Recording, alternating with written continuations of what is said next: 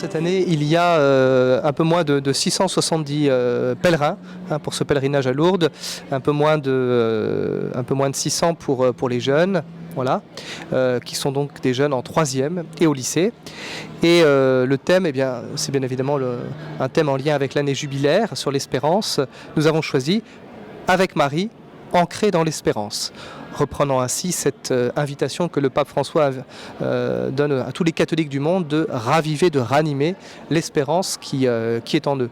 Et donc nous avons voulu faire réfléchir les jeunes sur cette notion de l'espérance, et notamment aussi la différence entre espoir, espérance.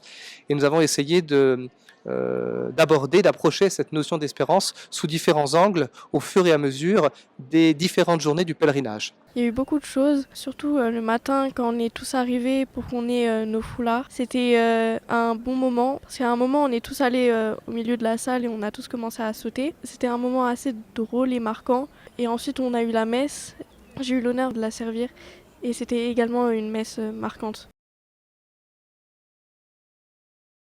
Beaucoup ne connaissent pas forcément le message de Lourdes. Et donc ce que nous leur proposons aussi, c'est vraiment une découverte. Et à travers la pratique des gestes de Lourdes, par exemple, la grotte, la prière à la grotte, le geste de l'eau, le geste de la lumière, eh bien, ça leur permet de mieux découvrir cette histoire de Bernadette et le message que la Vierge Marie a voulu transmettre à Bernadette. Pour exprimer quelque chose de la foi, eh bien, je crois qu'il faut accepter de laisser la parole à ces jeunes et de leur permettre de vivre comme ils l'entendent cette foi qui est la leur, de l'exprimer comme ils le ressentent. Dans un second temps, leur permettre d'aller plus loin que l'émotion pour les enraciner vraiment en Christ et essayer de favoriser en eux cette croissance à la fois spirituelle et humaine. Je m'appelle Karl Evan. Alors c'est la deuxième fois que je viens à Lourdes en pèlerinage avec les jeunes. Alors là du coup j'ai vécu pour la deuxième fois la procession mariale. C'était comme la première fois, c'est toujours aussi beau. C'est un moment fort je trouve, peut-être même le meilleur moment qu'on puisse passer à Lourdes. C'est vraiment beau de voir une telle union entre différents chrétiens de différentes origines. Et c'est une belle expérience à revivre. Je retiens de ma journée qu'on a passé de super moments avec la messe internationale.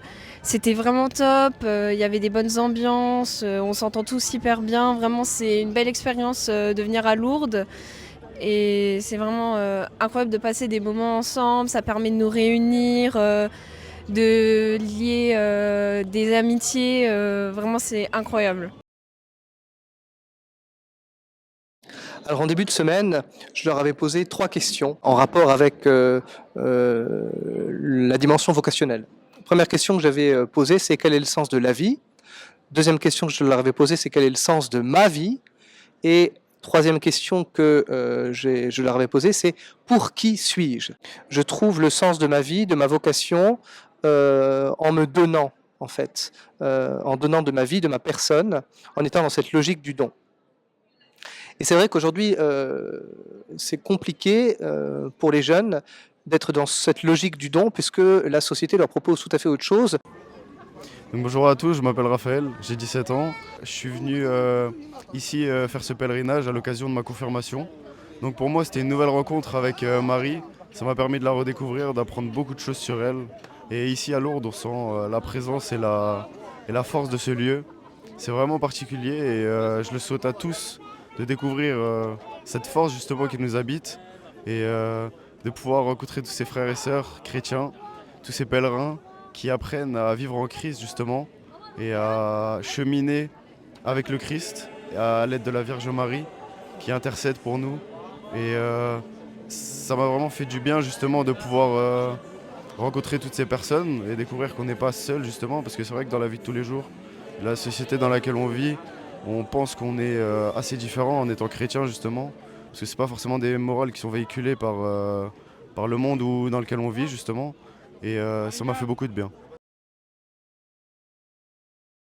Le SDEJ, le service diocésain pour l'évangélisation des jeunes, les invite aussi à vivre le Frat Day, à venir vivre cette journée fraternelle le 17 mai à la cathédrale de Metz et dans Metz, où encore une fois nous vivrons une journée de 11 à 35 ans, collégiens, lycéens, étudiants, jeunes pros, autour de ce thème, encore une fois, de l'espérance.